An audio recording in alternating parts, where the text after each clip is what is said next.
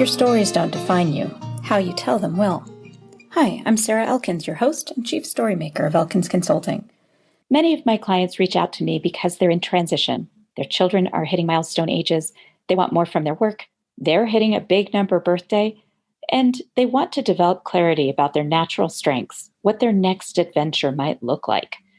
In this series, you'll hear me ask my guests questions to dig deeply into the stories that shaped their lives, stories that uncover patterns and may unveil insights into dissatisfaction, and also where their strengths lie and where they found and continue to find joy.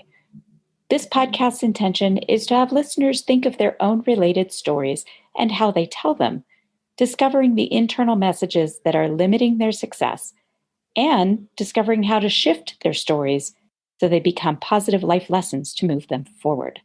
If you're curious about what it would be like to work with me, visit elkinsconsulting.com and schedule a one-time 90-minute StrengthsFinder session. Today, I have the opportunity to have a conversation with some people that we've been trying to connect for months and months. My friends Andrew and Shara from Beauty and the Beast Publishing, and I'm eager to get started into this conversation. So thank you so much for joining me on Your Stories Don't Define You, How You Tell Them Will. Thank you, Sarah. I can hear that you're coming from two different places. So Andrew, where are you calling in from? I'm calling from Atlanta, Georgia. Atlanta, Georgia. Yes. I'm calling from Atlanta, Georgia. It's hot right now at this moment, and I'm trying to stay cool, but that's the South. Yes. My son is in Illinois right now, finishing up some training, and he's coming back here pretty soon. And he's a Montana boy, so he's used to dry. And he said, it's 80 degrees and so humid he can't breathe. He's like, Mom, I don't even know how they live like this. Oh, yeah, it's terrible. It's terrible. But you'll get used to it. Yeah, I suppose you do. And Shara, where are you calling from? Well, I'm calling from sort of indecisive weather at the moment, all the way in, mediocre weather in the UK. Nothing like the temperatures there. What part of the UK? I'm in London, so I'm in South London. So, yeah, it's the centre. I have a cousin on the High Street. Okay, whereabouts? Because there's plenty of high streets here. Yes. The area has got one. I'm trying to remember. I think I actually have it. I'll look it up as we introduce you. I mentioned Beauty and the Beast Publishing. And let's start with you, Shara. If you could tell us something about yourself that most people might not know about you. That's how I like to start these conversations, so we get some context for what we're going to hear. I'm not quite sure where to start, but I'll go with one that I usually use. Is the fact that people probably find it a little bit unusual in the sense that I have an Irish grandmother who was born in Enniskillen. Yeah. And she's still alive today. My only surviving grandparent who's still alive, so she's very precious and dear. Wow, an Irish grandmother. And is she in Ireland still? No, she's here in Birmingham. She left Ireland when she was just before her 30th birthday, so she's been in England ever since. Yeah, so she lives in Birmingham. Yeah, when you think about that difference in background, just the fact that popped into your head as something different about you that people might not know, when you look back at your growing up, do you see that as having an interesting impact on who you are and what you've done in recent years? Most definitely, I think, because especially with the fact that I didn't grow up with my grandmother. I didn't meet her. I'm her first grandchild, and I was probably the last grandchild. Well, she's not met my grandson yet, but I was one of the last, probably the last grandchild for her to meet. So we met under very sort of odd circumstances, in growing up, as it were. And so I met her when I think it was about 25 when I met her, but I'd always wondered about her. So it wasn't until after I'd had my own child that I was very keen to sort of like put all the missing pieces together and was able to find her and so on. So I didn't even have an address or anything like that. So I had to do a massive search. So yeah, it was cool. That sounds like a cool story. We're going to have to dive into that a little more after we hear Andrew's answer. So, Andrew, what do you think? Do you have something to share?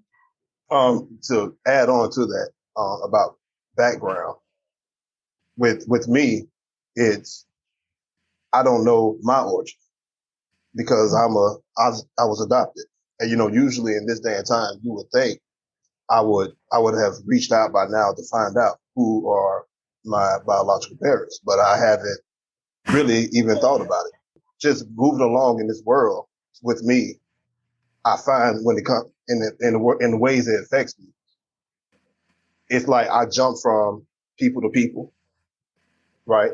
I meet people throughout my time of living that just jump before, not in a bad way, but it's just one of them things like, okay, I meet this person, cool, we're all right. Then I go to the next, and I go to the next. It's just like I'm jumping around from like it's like a way of jumping from foster home to foster home to foster home in terms of relationships throughout my life.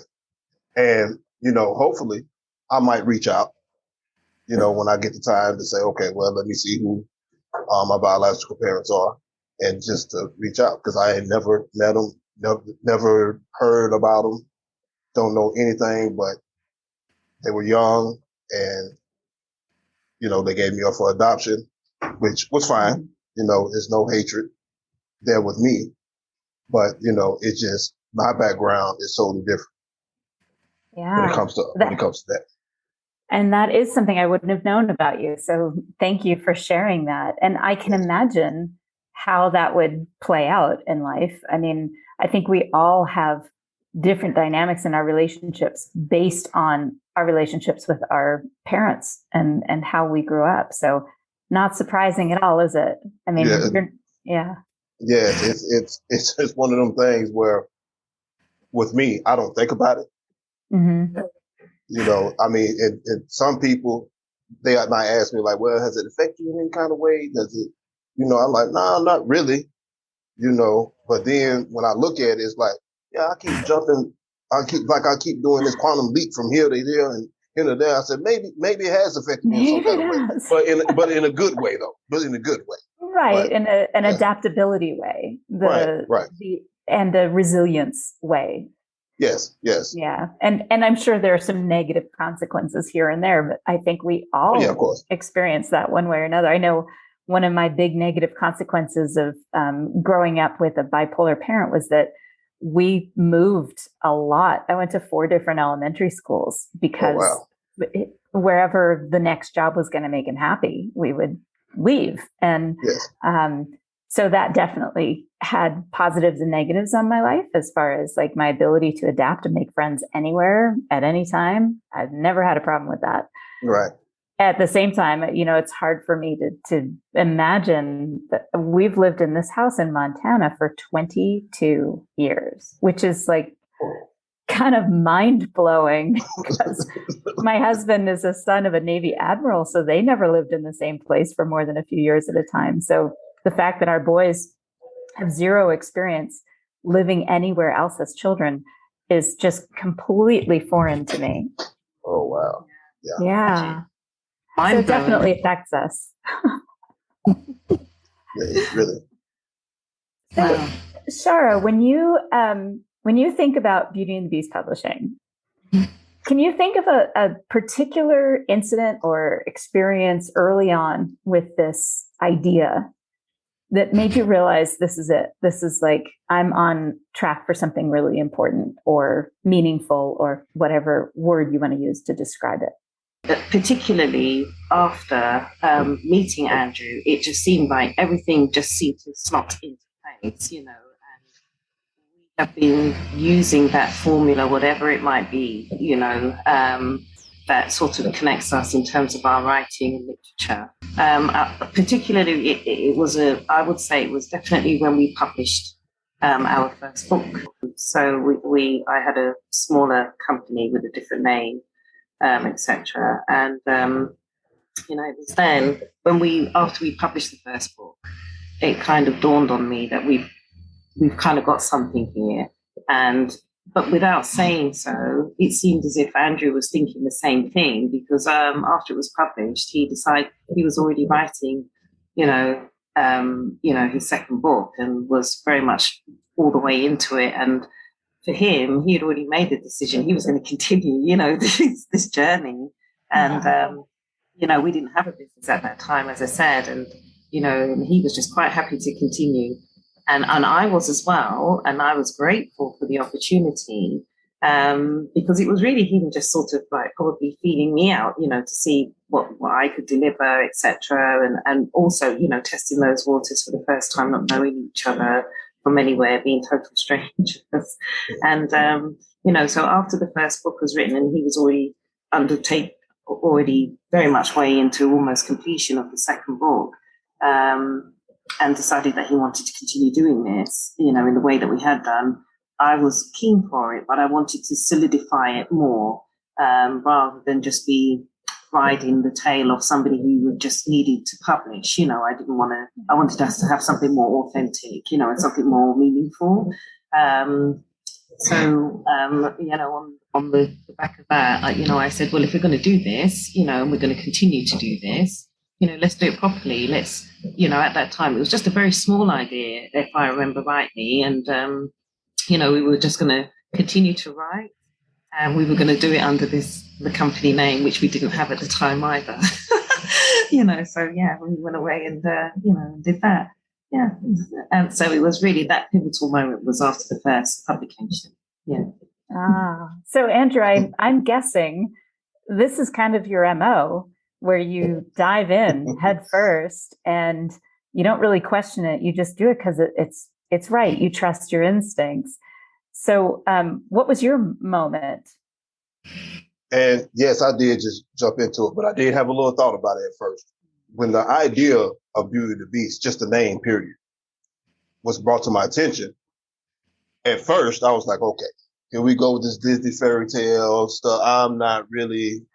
Are you calling me a beast? Right. You see what I'm saying? I say, okay, here we go. And it reminded me of the old show, The Beauty and the Beast, that used to come on back in the day. I said, oh my goodness, let me think about this. So I thought about it beyond that. And because of the work that we do, we try to, help people, and we try to help the socially disadvantaged and try to get people voices out there, the ones that are not unheard. It's not just the title of like a fairy tale, but it was more of finding beauty in some of the craziest situations, whether it's just, it could be a negative situation and bringing that positive out of that negative situation and making something creative with it, and just live your dreams and having a vision, a creative vision to just do what you want to do, however you want to imagine it. And so when I thought about it in that way, that's when I became more comfortable. Like, okay, let's do this because it equals up to our work and it coincides with everything that we all about. So that's why I stand with it when it comes to the Beauty and the Beast. Well, the first thing I thought of when I saw the title and started learning a little bit more about the company, first thing I thought of is seeing beauty where others miss it. It seems like in general, within our group of writers on the Biz Catalyst 360 and all of those, that platform, it seems that people see, this particular group sees beauty where others have dismissed ugliness. And instead of seeing the beauty in it, whether that's through the lessons that people learn from it or the way they come out of it, more compassionate, more curious about others, however you want to look at it, that's how I saw the name of the company. I'm not a big Disney person. I'm not a big Disney fan. Although the music in that one is pretty fun with Angela Lansbury. It's pretty fun. Right. I do have boys who were little at the time of those movies, but I love that you just said that because I hadn't really thought about that. And just to add to that as well, I mean, like Andrew said, we're dealing with the socially disadvantaged, so it's very beast-like, it can be, equivalated to that aspect of the company name. But when they're able to sort of turn that around and transition it, into having their voices heard, now having that as a career for themselves, and, and fulfilling those dreams is where you find the beauty. And the beauty is also in the truth that they tell, in their stories and sharing those experiences as well. So, it was all synonymous with everything that we were kind of, what we were experiencing at the time, and yeah.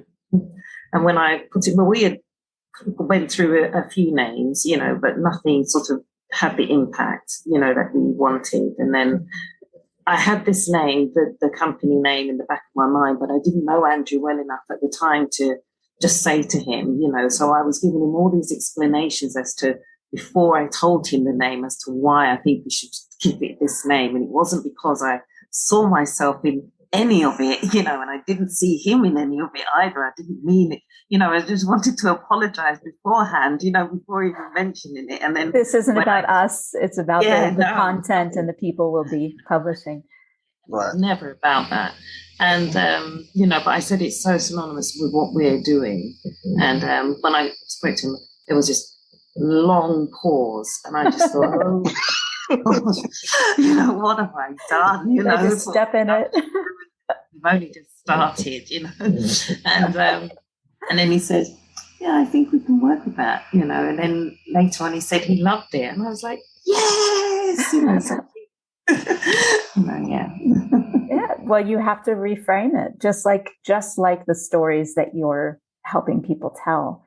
So speaking of reframing, is there an author you've worked with that you have been able to get through to them about how to reframe their stories so that they are stories that people want to hear and can learn from, as opposed to the way that I describe it? If you're telling a struggle story and it's 10 minutes long, you can't spend more than the first 3 to 4 minutes of it talking about the struggle itself.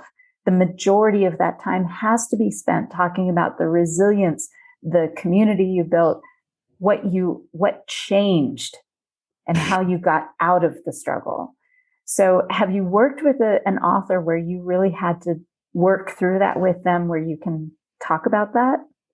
We have a writing academy, and that's where those themes would come up. But I suppose it does anyway, just in general, when we're working with aspiring authors, because that is our speciality. And because they're not typically from the industry, like we weren't, we forged our own path, and we were able to do that for others. But in doing so, we have to have that explanation because they've never published before. So I think it's a theme that comes up quite often. What would you say, Andrew? Because he works with them quite closely as well, probably more so than I do. It's a few people that I have really worked with, but one that really stands out to me is he's I'm gonna say this. He was formerly incarcerated, and I had to really urge him to get his story out in a creative way. I mean, not in the blatantly way of, oh, I was incarcerated, I did this, X, Y, Z, and this is what happened, but more of telling your story in a more relatable way where people can better understand. Because when I learned about any type of writing, it's all about the relationship with people of the world. What can you present? What kind of struggle you can present that's their struggle, and vice versa. And I really had to really just urge him. And then I've come to figure out that his thing was not really writing a story. His thing was poetry. So he really created his story or what he wanted to say through poetry.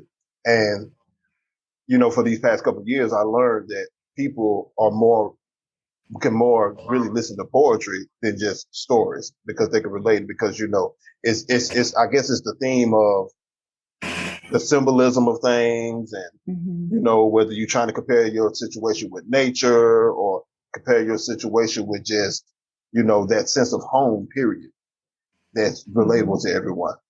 Because a poem doesn't have to be as specific. You don't have to have as many of the specifics to get people to understand and see themselves in it. Yes, right. And, and that's cool. And that's my pretty much that's my thing. I like poetry. I write poems, really. I will write stories, but poetry is that's my pleasure. That's what I like to do. And that's what, kind of find out that's what he liked to do. He didn't know this. We were just really playing like, okay, what can you write? Can you write an essay? Can you write a collective of essays, or can you write a fictional story? Do you want to write nonfiction, a narrative, or what? And he just couldn't get it. But then we tried with the poem thing, and he's not a poet, but he enjoyed that even more. But yeah, exactly, he enjoyed that even more, and and that's what he likes doing now. That's so cool, Andrew. What an insightful way to explore different options for getting that story out. I don't know that I would have thought of that. And I do a lot of that creative work with my coaching clients to get stories out, but it never even, that's brilliant. I love that idea. And how is he doing with that now, a couple years later? He's doing okay. He sees the world different than just looking at a straight line. Because, when I was working with him on his poetry, it was starting out, and I'm speaking just for me, my experience, I was more abstract. And I know being abstract, it's like, it has no meaning like that, but then I came up with the concept, well, poetry could be anything. It could be anything how I see it. Whatever I see it, that's what it's going to be. So that's where the creativity came out. And I basically told him to do the same thing. However you see it. If the line is square, let it be square. If you see a circle and it looks like a triangle, that's what it is. Just express it how you want to express it. So that's what he starts doing. So now he sees the world different from different perspectives versus that abstract and straight line of things. Oh, I love that. That's so important. And not just in poetry, but in all writing, to be able to take that step back and choose how you're going to present something.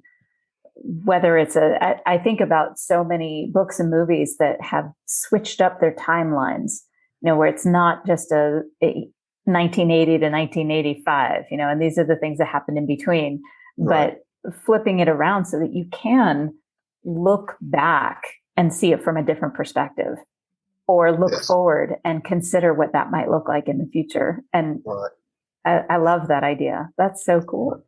We've written screenplays like that as well, where we start from the present and work all the way back, so you're going back in time to where the starting point is, and those are really quite interesting to write.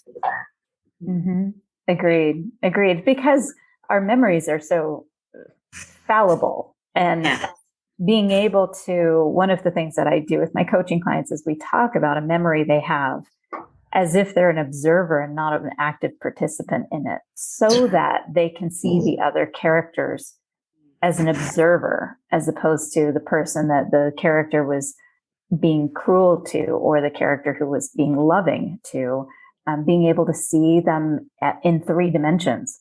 Because I know when you're looking at it from your own perspective, your own experience with that person, it's hard to see them beyond the way they made you feel. Right. Yeah. And that second person perspective is very crucial. Exactly. Even in writing and life, period. And, I do observations exercises when I have the time, and I just observe people. I don't judge them. I just observe them, how they move, and I might go from there, and I get my observation from there. And, just that step back and just learning people and just anything. It's very valuable. It's very valuable. Exactly. Yeah. Well, I love that, because the idea that it gives your characters much more dimension than they would have otherwise. Right. What were you going to add, Shara? No, I totally enjoy people watching. I've got a big appreciation for it, just to have a snippet into someone else's life, and what you might learn about that person, in those fleeting moments. Those things happen to me, just something would attract me. Maybe if I'm, I don't know, in an open space, I don't know. I would say grabbing a coffee, but I don't drink it. But, if I was at a cafe or something like that, it'd be something like that I'd want to do. It'd be the perfect opportunity, to kind of sit and people watch. I could do that all day. I love that kind of thing. Can you think of a time you did that specifically? Because you immediately brought back a memory for me of being in a train station in Brisbane, Australia. So I was a study abroad student, 19 years old, sitting by myself, waiting for my train, and broke. I had no money, so I couldn't even buy a coffee if I wanted to drink it, which I would have. But I remember this very vivid memory of just sitting there and taking in the movement, the way people were walking, the way people talked to each other, watching the children interact with adults, and some of the cruel expressions I could see on people's faces to total strangers, and then the warmth that I could see between strangers, among strangers. So do you have a memory like that? Because it seemed like you did. Yeah, it's so funny you should say that, because when you were speaking, you mentioned Australia, which is where I lived for 4 years, prior to the pandemic. So, and I would go to various coffee shops, or one in particular, and I would just sit there and have a hot chocolate, and I would just sit there and I would just watch, because, obviously being not from there, I have more time on my hands, kind of thing. And I would just sit there and people watch. And the community is so different from here, so alien-like. Everybody stopped and spoke and would speak to me, and, have, enter into dialogue and conversation and so on, and with each other and so on. And just from such a small town and see so much happening. And yeah, it's very different from here, as I say. Do you remember anything in particular about that place and something you observed that just sticks in your memory? I observed that the last time that I was there, because I would go and come quite frequently, so like every quarter I would leave to just come back, just for a bit, and then go back again. I remember, like, on the last occasion I went back, things were so different this time. This lovely place I'd always imagined. It was just it's like paradise. It was just like the best place you could be if you wanted to kind of slow down in life and just live in a very beautiful, serene area, without having too much to do, and just get on with just plodding along in life. It was very much like you had made it. But on the last occasion when I went, it was like the community, there was lots of falling outs with each other, and, I'd only been away a few weeks, and I come back and I'm hearing, all these stories of people not getting on and everything, and not quite understanding where it's all gone wrong, and it just all seemed to go, you sort of hit with a bit of a reality check, at that point, and, with everyone feeling so disgruntled. And it was just before the pandemic as well. And it was just a very odd time. And I suppose for somebody like myself, who was not from there, for a moment, I was thinking, it's probably a really good time to come home, with all of this, and so said, so done. Yes. Kind of thing. It was a very good decision. I became a grandmother after that. So, it was all, maybe these, everything happens. It's a cycle, isn't it? And a process. So maybe those are the things that were warning me, before I officially found out. Yeah. For sure. What about you, Andrew? Do you remember, because I know you're a people watcher too, do you have a vivid memory like that of that kind of location and something you observed? Yes, I used to do hospice work like 5 years ago. Wow. So, and me observing what they was going through, the pain, and just, and just having that talk with them about what they're not just what they're going through, because I try to keep them away from what they're going through and try to, keep their mind on things like, just being happy. And I would observe at times when people might get ready to pass. And I always would look and think, like, what is this person going through? Why? I mean, how they're feeling, what's going through their mind through that last minute. And, and when you think about it, and a lot of people look at it as like, oh, wow, that's just sad and negative. And then at the same time, I'm placing myself from that second person point of view in their shoes. And really, it's really like this is how you practice empathy, right? I mean, this is where you take yourself and put yourself in that situation and take everything that has been going on with that person, and you pretty much embody all that, and you take it all in, and you share that pain. You see what I'm saying? And it's like I said, it's an empathetic practice, and sometimes I feel that we all should observe people to see, like you said, okay, you might see the faces of people maybe angry, and then you might see the warmth in people, and then we don't know a person's story. Right. You know, I mean, we just don't know until really we just start spending time with people. And really it's like an open invitation to get to know these people too as well. Right. So that, you know, that's where my experience, you know, dealing with those kind of situations. I love that, Andrew, because what you're expressing to me is an ability to be curious, approaching every situation, including death as a hospice worker, with that approaching it with this curiosity without judgment of, I wonder what they're going through. I wonder what this is like for them, and just observing it without attaching any value to it. Yes, exactly.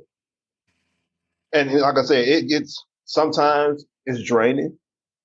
But it's draining. But then once you get over that draining process, it's like, okay, this is what has to be done, and this is, you know, and then, and like I said, it's an empathetic practice that everyone should practice. I'm assuming that you can see where this affects your writing. Have you noticed a difference since you had been in hospice work in your writing? In certain things I write, yes. When it comes to when I write, and recently I just wrote about it's called The Manly Thing. So what The Manly Thing is about, and I posted on Biz Catalyst too as well. What it's about putting yourself in a woman's shoes, right? And, you know, and I explained that, you know, when my dad used to say, you need to put yourself in other people's shoes and walk them out in their shoes, you know, I was being funny, saying, well, I would never walk in a woman's stilettos or Chelsea boots, right? Yeah, they're but, you really know, that was uncomfortable. right. Just to be funny. But, you know, and that was the whole thing about it, because it's uncomfortable, right? But the whole point of that was to, sometimes you have to get out your comfort zone and step in other people's shoes to realize their struggles. You know, because we all have a sense of complacency in our life. And sometimes with that complacency, we just forget about other people, and we just look over things and we miss the bigger picture. So yes, that has played a lot in my writing of so far, looking at the overall picture instead of just looking at my own. Right. You just reminded me of a moment I had with our younger son. We brought both of our boys to Italy for a couple weeks when they were, 9 and 11, or 8 and 11. And we got turned around when we came out of the Termini train station in Rome, and went out the back, and ended up having to walk a mile around the train station before we could find the hotel where we were staying. And we had already been walking for hours. So we were all tired, but we get out the back and we start to walk around instead of just going back through, which is what, you know, in hindsight, blah, blah, blah.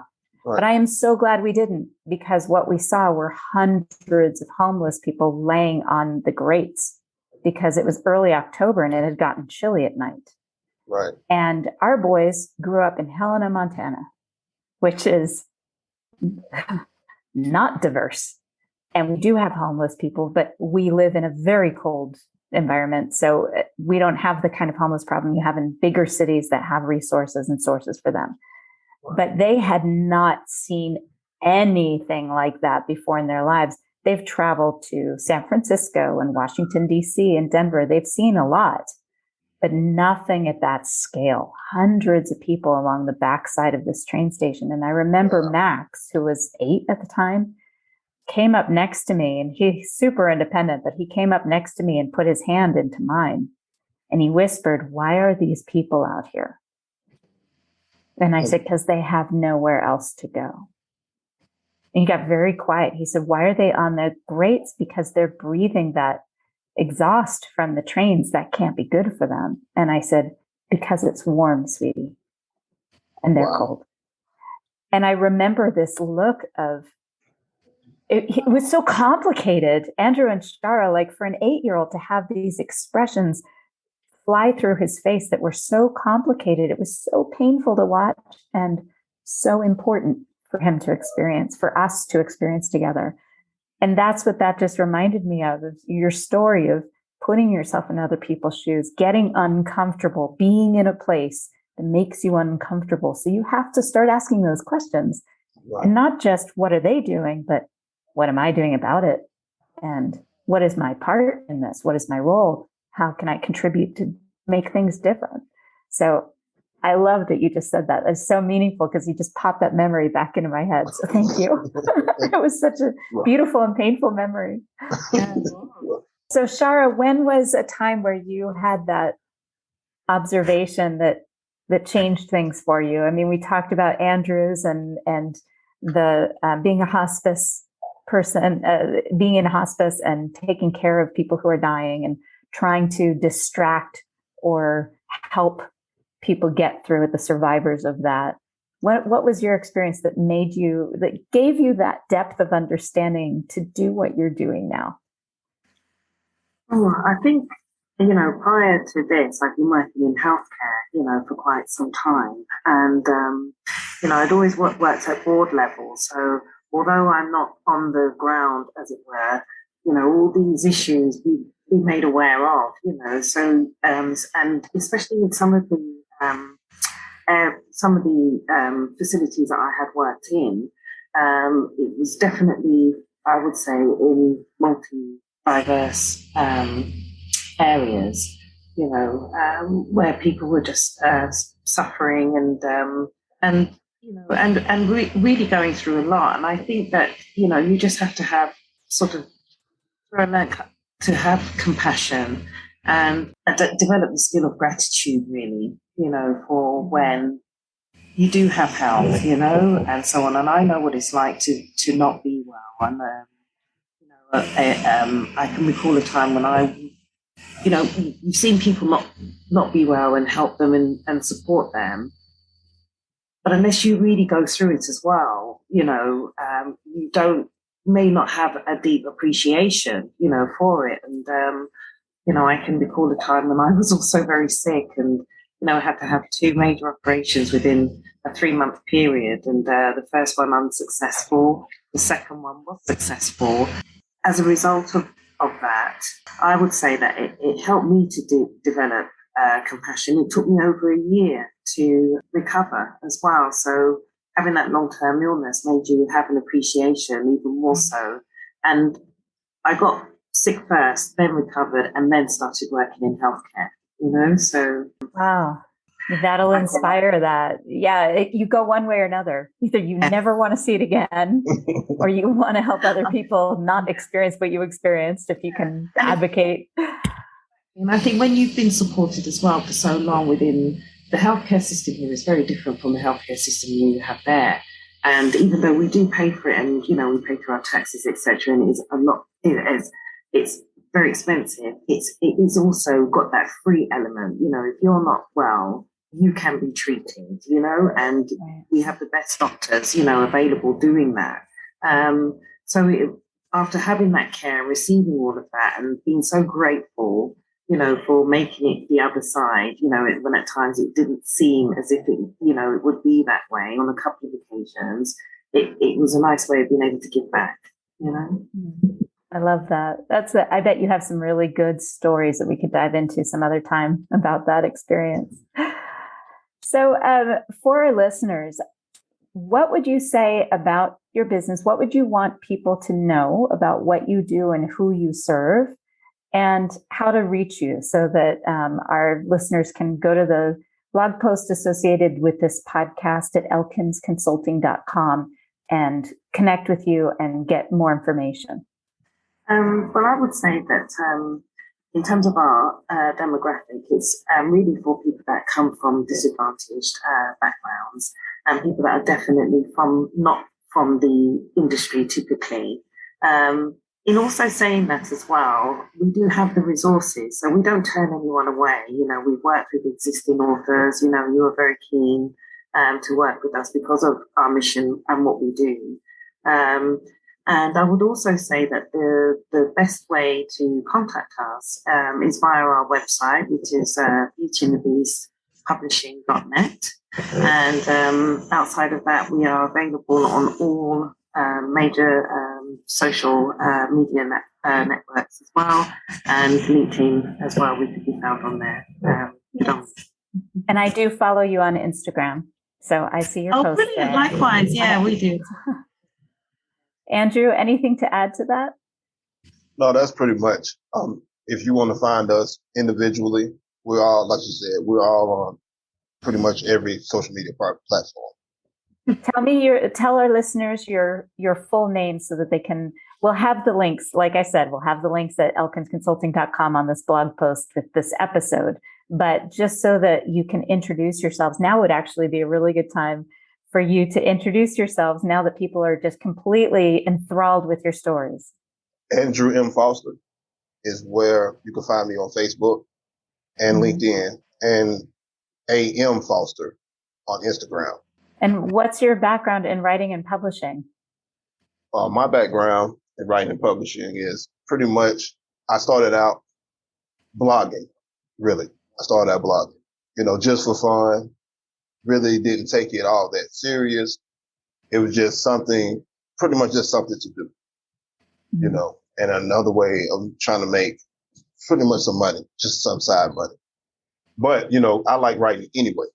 So like I said, it was just something new for me to just get out my comfort zone.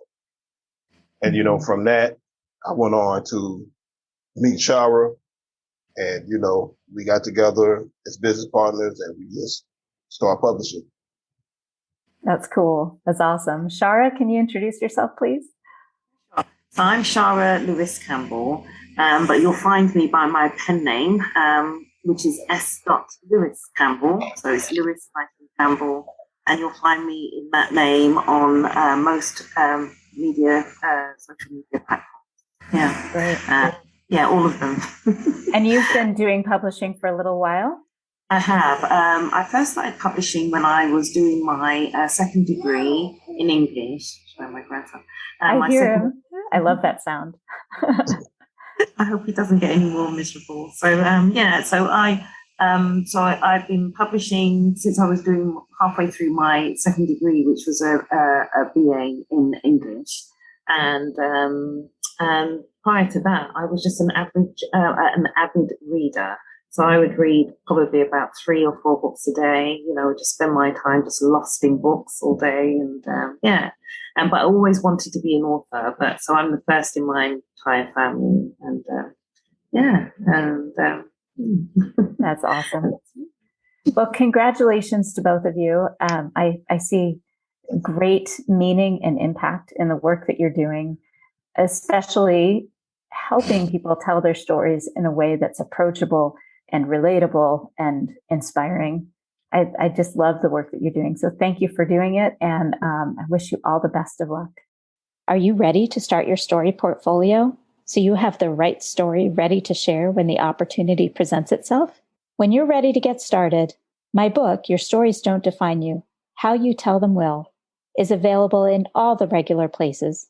And the audiobook version is available on Google Play and on my website, elkinsconsulting.com. As a special bonus for listeners, the audiobook includes 2 songs recorded by my band, Spare Change, in my living room in Montana. Also on my website is a free podcast interview checklist. It's available to download to make sure you make the most out of your next podcast interview. If you enjoyed this podcast, please feel free to rate the podcast and leave a review. And let me know that you've done it so I can thank you properly. Thank you.